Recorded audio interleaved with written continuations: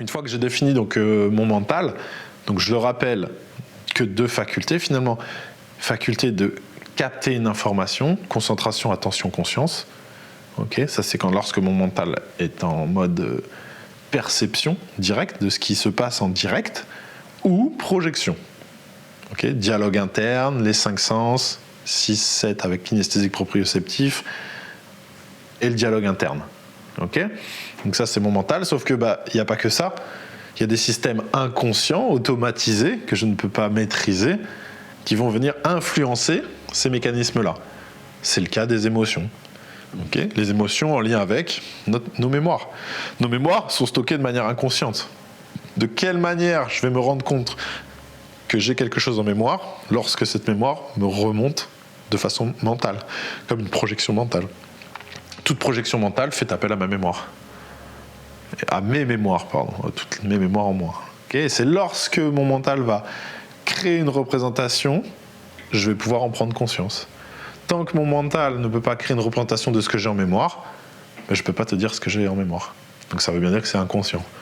Les émotions, c'est la même chose. Une émotion, j'entends beaucoup parler de maîtrise des émotions. Je comprends le mot et c'est une simplification. Et il est toujours difficile en prépa mentale de trouver les bons mots, parce qu'ils n'existent pas toujours. Et il faudrait peut-être les inventer. Mais une émotion, elle ne se maîtrise pas. Elle se déclenche et elle se vit. Okay, par contre, une émotion, ce qui est intéressant, c'est justement elle se déclenche. Donc il peut y avoir des déclencheurs. Donc je peux travailler sur mes perceptions des déclencheurs. Ça, c'est intéressant. Donc pour modifier finalement l'émotion qui va se déclencher. Ou, et je trouve ça encore plus intéressant de renverser la pyramide en se disant l'émotion n'est jamais un problème. Elle est une manifestation d'un besoin satisfait ou insatisfait.